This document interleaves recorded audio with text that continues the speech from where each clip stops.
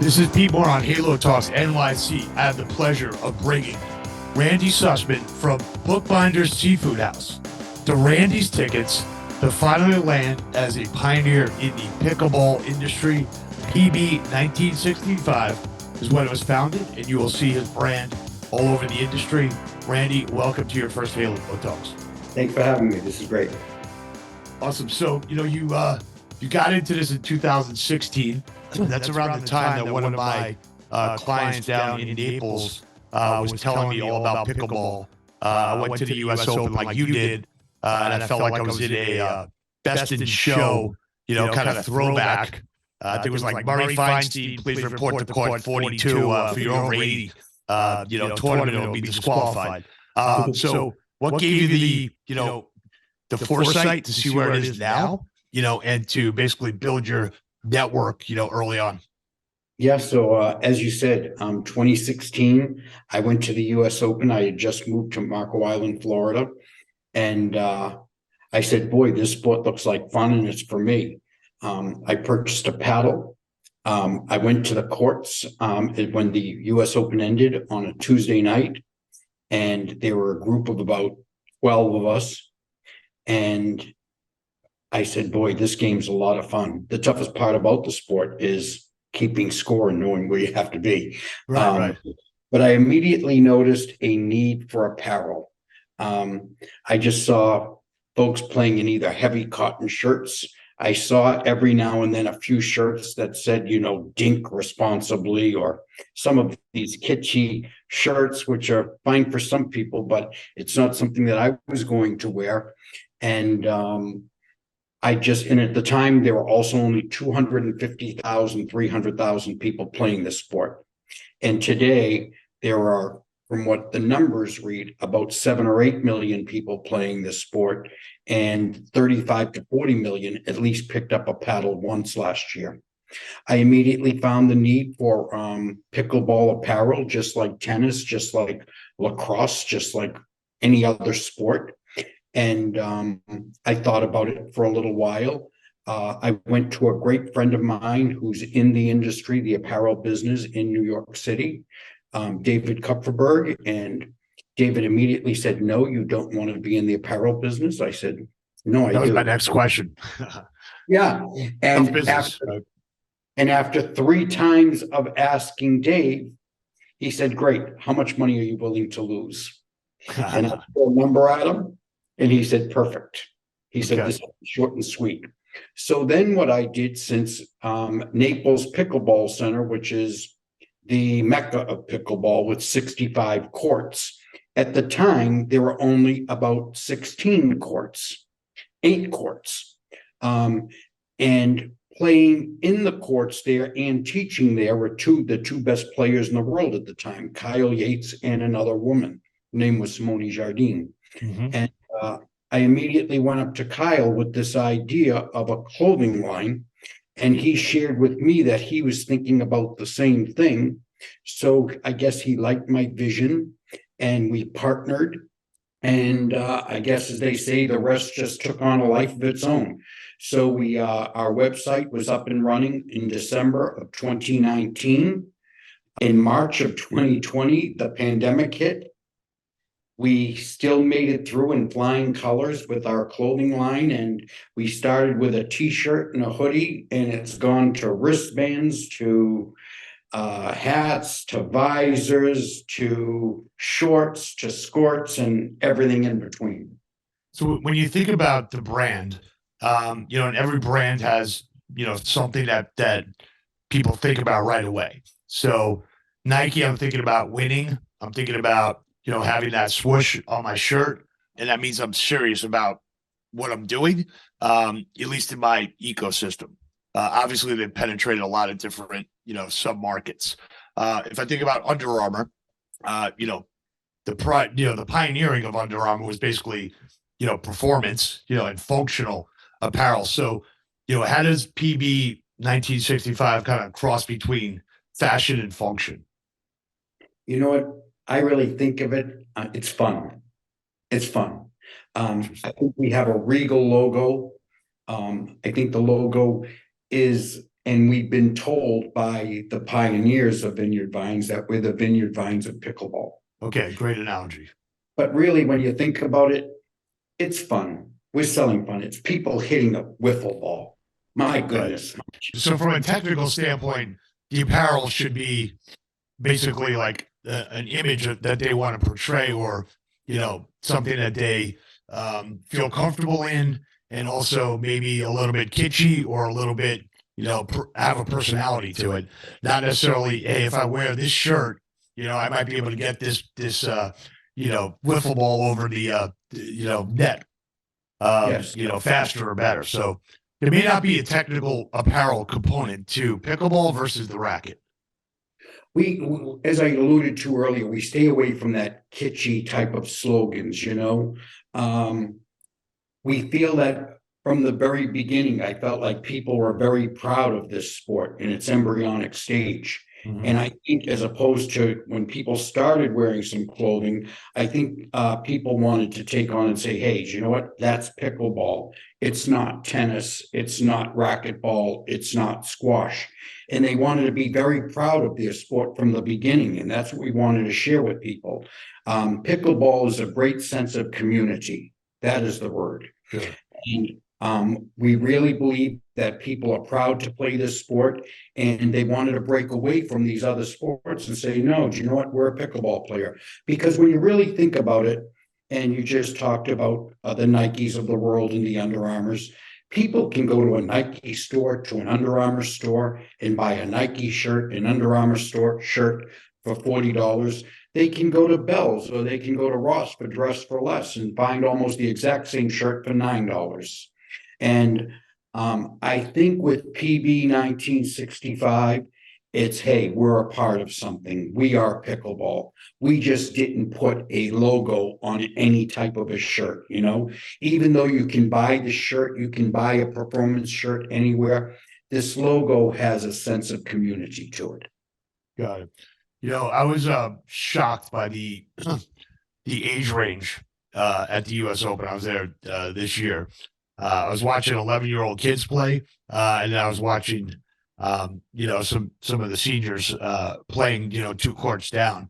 So when you think about apparel, how do you think about pressurizing the entire market, or maybe the adult market? Because I got kids, I got my cousins and my nephews that are playing with me. And obviously, as an analogy, Microsoft, let's get the PCs into the elementary schools and the high schools, and then that's their brand, or that's their operating system. So how do you think about that strategically, or is that something that you don't need to think about because the market's growing so quickly? Yeah, interesting question and comment. When I started playing this game in 2016, the average age, I think, was probably 60 years old. I was just older people playing. I'm actually going to Boca Raton, Delray, Fort Lauderdale after this talk. And you go to the courts there, Delray, which is the Naples of the East Coast of Florida, with really strong play. And you go there at nighttime or on the weekends, and you find kids that are in their 20s, kids that are in their very early 30s. There are kids that are 13 and 14 years old, and they're all out there playing, and they can really play the game. They're athletes. They come from hockey. They come from baseball. They fall in love with this sport.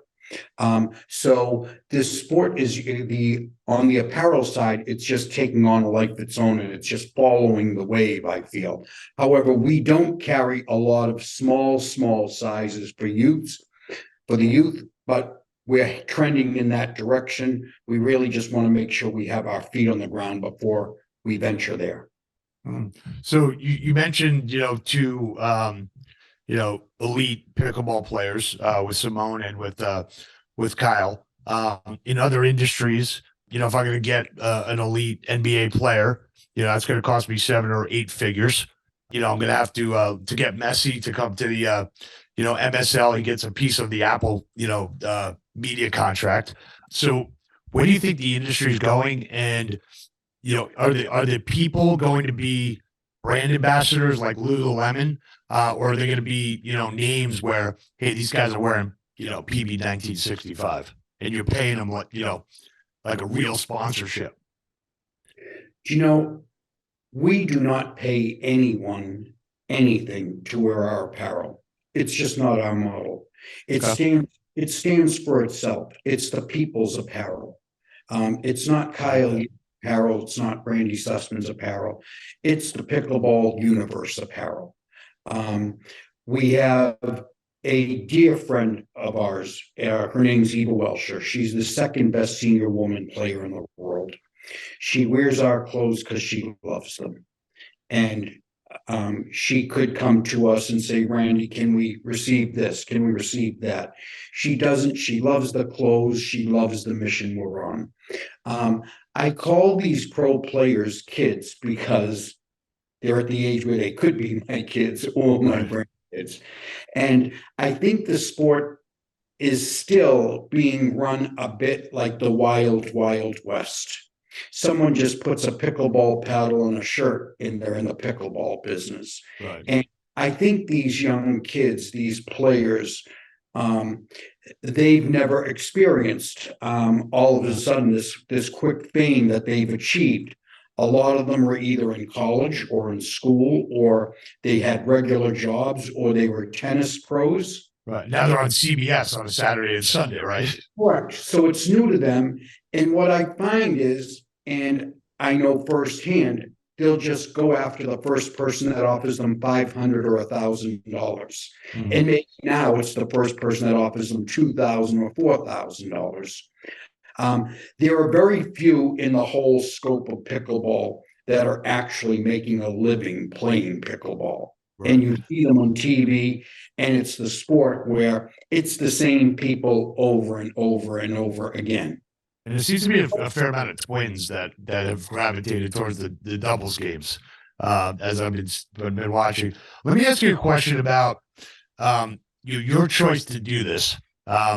If you were to say, "Hey, I'm going to have a CEO or a founder of PB," 1965, they probably don't have a seafood and a ticket background. So, do you think that's a benefit to you because you're not basically taking a playbook that somebody at an apparel brand would say, we've got to do this, we've got to do that, we've got to, kind of sequentially do something where you're like, look, I'm looking at this with a fresh set of eyes.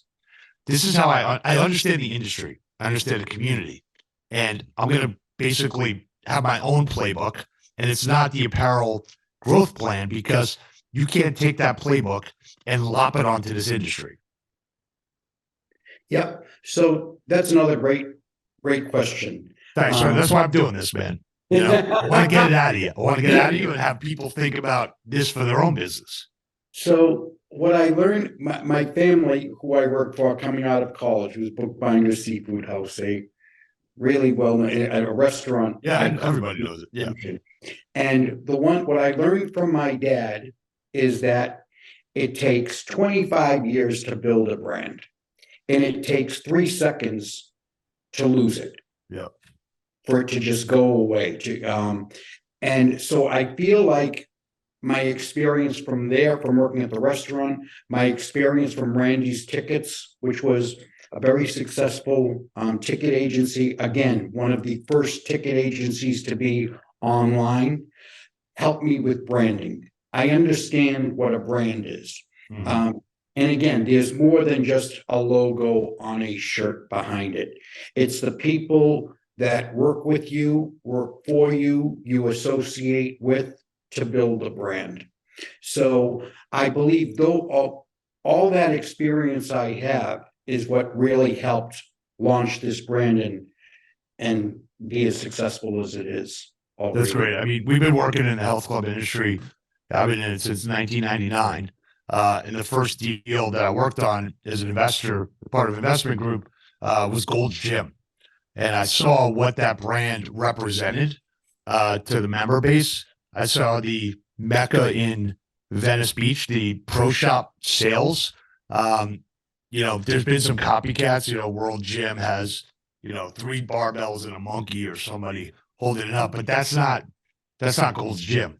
Powerhouse had somebody with like 500 pounds and like a curled barbell, but that's not Gold's Gym. Gold's Gym stands for something. It happens to be founded in 1965 as well. So if you think about pickleball, probably taking a lot longer to get traction. But I believe that this industry and the participation and the community solves a lot of problems that we're trying to solve through our investment bank. So the term HALO that we use, health, active, lifestyle, outdoors, pickleball basically hits every letter. And these people would be on their couch. These people might take a walk around the block. But I am so pleasantly shocked with the people that go out there. There's nobody that goes out there and just feels intimidated. The people that are good play with people that aren't, and they help them and they compliment them. They say, "Hey, you're a good athlete. You're going to be good at this sport," and they know you're not good yet. But I feel like it's competitive, but it's not competitive to the point where you don't want everyone to rise up, and that's what I enjoy about it. As well as in the middle of each match, you have to sit with people. You have to actually talk to them, which people don't do anymore. Right? Everyone's on their cell phone. There's nobody really on their cell phone at a pickleball, in between matches, which I think that's a huge opportunity, for people to get their mental health back, and their social skills. That's not a question. I'm just an observation. Gold's Gym, PB 1965, and the Grateful Dead, all founded in 1965. Amazing. That's that. Yeah, we should go on tour. With those three. The Dead's actually doing a tour now. They're at, I think they're taking over Citi Field. I see it. Yes, I see that. I'm not sure when do those guys actually stop touring. They might have walkers or something. Like the Dead's coming to town. I don't really care how old they are. Just make sure that the flash drive is playing the songs. Exactly. Make sure they have, like you say, plenty of walkers with tennis balls under the. Exactly. Yeah, but 10% of tennis balls are for those anyway. Going back to your comment, yeah. Again, it brings back the sense of community in pickleball. Growing up, I played every sport from hockey to baseball, just everything. I've never seen a sport with the sense of that word again, community. All my friends now are pickleball players. I don't know what all of these people were doing prior to pickleball. And asked them and know what they were saying, exactly what you alluded to earlier. They were sitting on their couch at home, they were watching TV, but they found this sport that just brings people together. And it's not like tennis where you play your tennis and you go your separate ways. Here you get to know the people, you get to sit down and talk. It's so much fun.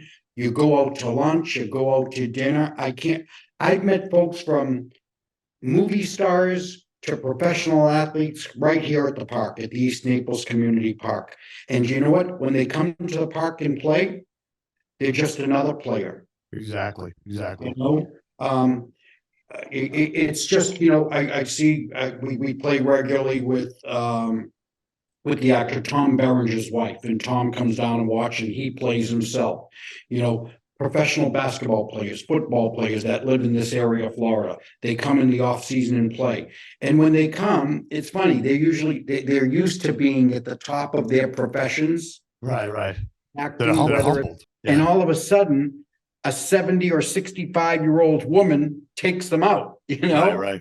And I think that's really what brings people together. And you know what? There's no time to be on your cell phone when you're playing pickleball. Yeah. It's in the bag and it goes away, and that's it. There's no time. You're here for your 2 hours of fun. With the guys that invented pickleball, there are certain things they did probably by accident, but the size of the court, actually almost creates a sense of community with who you're playing against versus a tennis court. If you're playing any other team sports, it's us against them. And, I feel like, having 4 courts in the size of a tennis court, creates a community of people, and they're talking to each other, across the net as well. So last question I have for you is, when I went to the first US Open, there was, it was like a trade show, if you will, or I don't know what you want to call it, a floor. There are certain groups out there selling the balls, Franklin. There are a couple of other bigger brands like Aloe has made a good push into, some of the athletes that are doing yoga and also now wearing spandex. Everyone's wearing spandex. They make that at any size, it seems.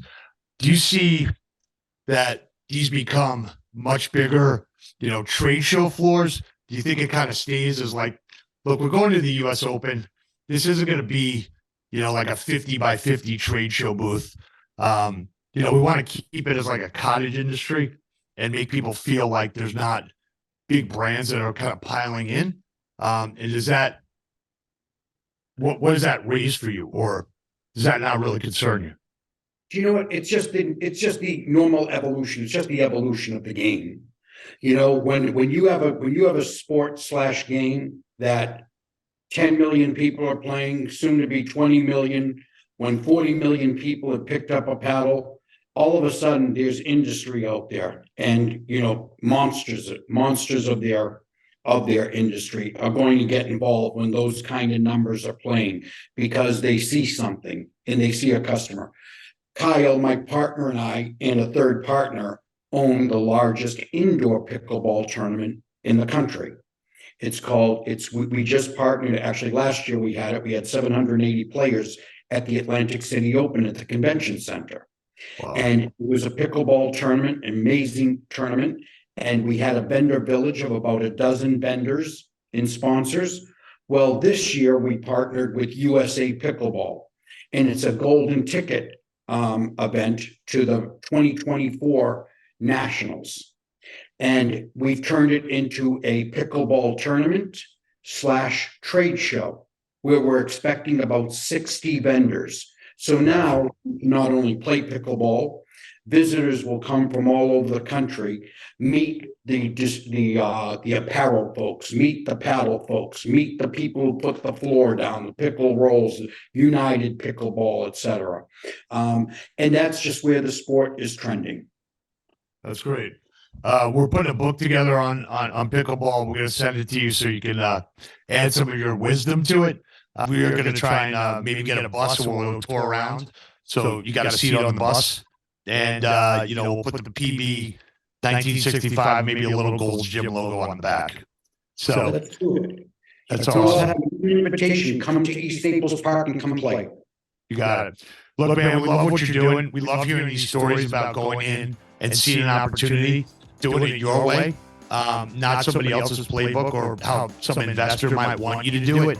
And, anything we can do to help this industry grow, solves obesity, diabetes, and loneliness. And that's what we're trying to solve by bringing capital, bringing ideas, or bringing people in that could actually make that happen. So great to see you. Thanks for getting on. And we'll see you on the pickleball court. Thank you. I really enjoyed this conversation. Likewise. Bye, bud.